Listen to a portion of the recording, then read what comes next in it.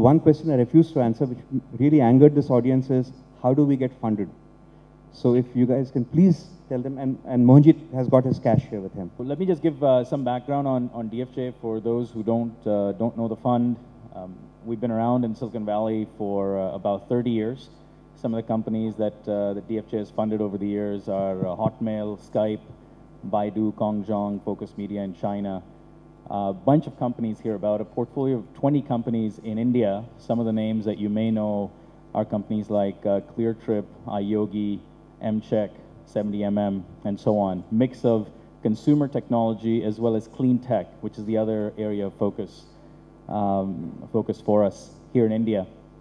And we've invested invested and committed north of about $100 million over the last 4 or 5 years in India. So obviously a very, very key geography for us.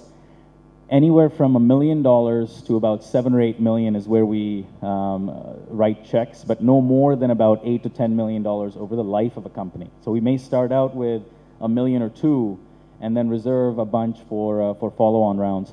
Let me just spend a minute on how you approach really any one of us or the venture community from a funding standpoint. Really, there are 4 key criteria that I think any investor looks for.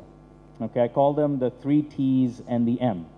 The 3 T's are, first and foremost, and in India especially, it's very, very pertinent, is the team. Perhaps it's cliche, it's overly used, but the best of times I've had, and I am what I call an IBCAD. You've heard of the ABCD. I am an IBCAD. IBCAD is an Indian-born, confused American Desi. So that's who I am, right? So I cannot pretend to know, how to do business in India because I've only been in the country for the last, 4.5 years. So most of you in the audience know a lot more about doing business in India than I ever will. So I'll just put that out there up front. So team clearly is one. Technology, not for technology's sake, but technology is really a proxy for differentiation. As Mahesh said, how are you going to offer something that's different from a product, from a service, from a bundle, from an experience standpoint that makes you stand apart from everybody else who's trying to mimic what you're doing or selling what you're selling online? Technology is a second. Third is traction. Now, a lot of times entrepreneurs will come and say, yeah, look, I'm caught in this catch-22. I need money to show traction. I need traction to get money from you. How do I break this conundrum? So I have something called, or a framework which I call the credibility continuum. What that means is when you don't have anything, when there are 2, 3, 4 guys and gals in a garage starting something up, at that point, what you have to sell is passion, right? Nothing more. You don't have a product to sell, so you don't have revenues and perhaps marquee referenceable customers and things, things like that a lot of VCs usually ask for. But if you're an early stage venture investor like we are, or like seed fund, then there isn't much more than the team and the passion. And hopefully, using that passion, you've been able to incent or attract other employees or co-founders who've given up cushy jobs, making crore plus a year, saying, I believe in this vision, I believe in this passion, I'm going to make it happen, I'm going to change the world. Right? So if you're able to sell that, and that, by the way, is what entrepreneurs do and do well, is sell. You're continuously and constantly selling. My focus predominantly is working with startups and providing the seed funding. Now, my personal philosophy on seed is, if you know what you're doing, and if you can find an angel to invest in your business, go with that. Get some friends and family money, because these are the people who trust in you, won't come after you, basically, if you don't really, you can't make much of it. And also there's less pressure. So if you can't, first step is go for the seed funding based on any angels or friends and family. But if you can't, I think there are 3, just like Mohanjit said, I have a 3-step rule for which businesses to invest in.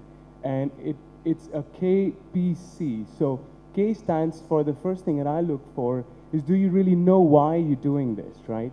And how you're going to do it, pretty much. So the first one, in the sense, do you know which products you're going to sell? That's the number one. What's your positioning? Like Mahesh said, you really need to know how you're going to differentiate yourself in the market. today, I'm amazed to see how many Me Too e-commerce companies that there are out in the market. There are about 8 flash sale sites that I get emails from every day, and I can't really differentiate between them. So you don't want to be a Me Too. That's the #1 thing that I look for.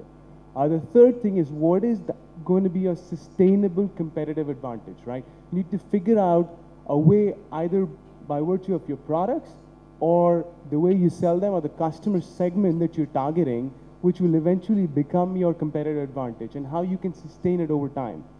So that's knowing why you're doing your business, why you're getting into this business. #2 is have a plan. It's amazing how many entrepreneurs I meet who say we're looking for funding but don't have a plan. When you ask them the first simple question, okay, do you know what you're going to do with those funds? And they say, well, we haven't really thought through that.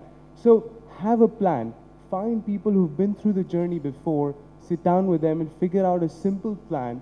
It doesn't have to be very complicated. You don't have to have a 50-page deck book, but have a simple plan as to what are you going to do, how are you going to reach your customers, how are you going to position yourself, and whatever money you're asking for, how do you plan to spend the money? So have a plan. That's the next one.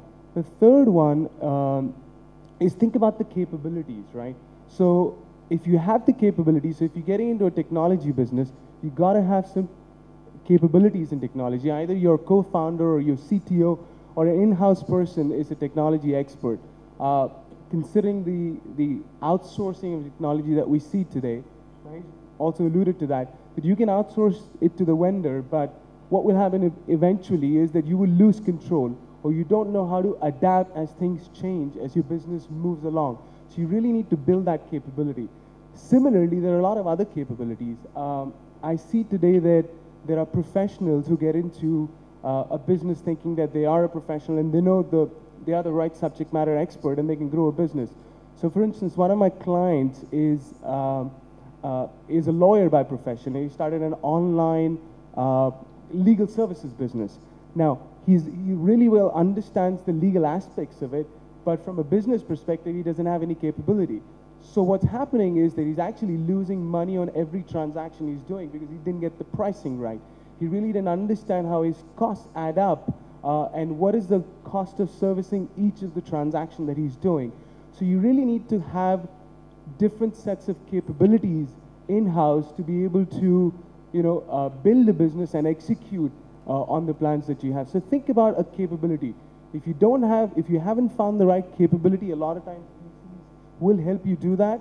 But I would say if you can get the right people, and it's the team aspect, if you can get the right people early on and make them believe in your dream, make them believe in the idea that you have, and especially if they quit really cushy jobs, that gives you more credibility of what you're doing. Frankly, the first thing we look at before we put money in a company is, can we get money out of the company? The first thing we look at is, can I exit? And the reason for this is very clear. I mean, I have a fiduciary responsibility to my investors. So I can't, get into a company that I can't get out of.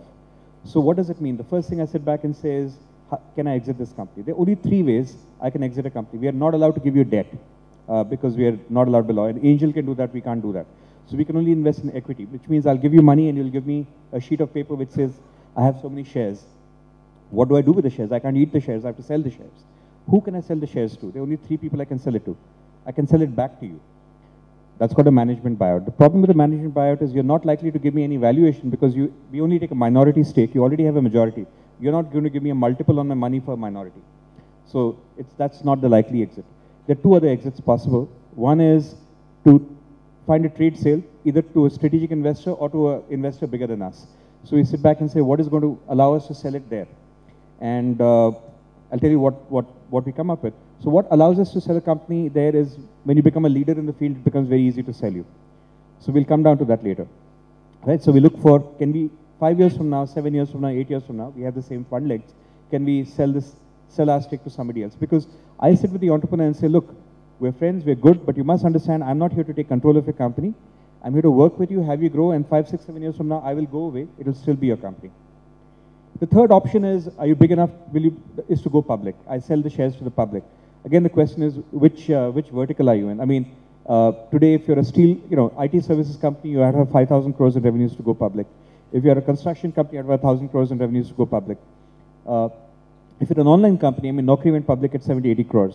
123 Greetings went public at 25 crores. So there's still some numbers which are minimum norms. Today, 2 of our companies are looking at going public in the next year or so.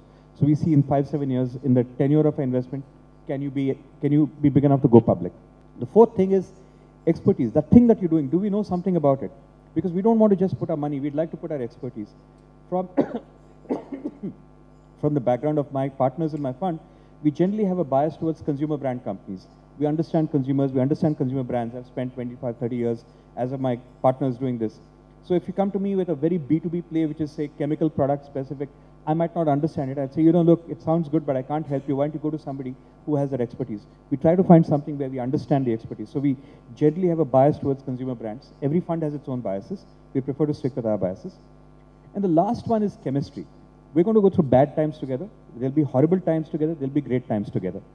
At the end of the day, you will hate me sometime, I'll hate you sometime, but I still want to be able to sit with you, have a beer, and still want to sit with you 5 years from now and say, are we still friends?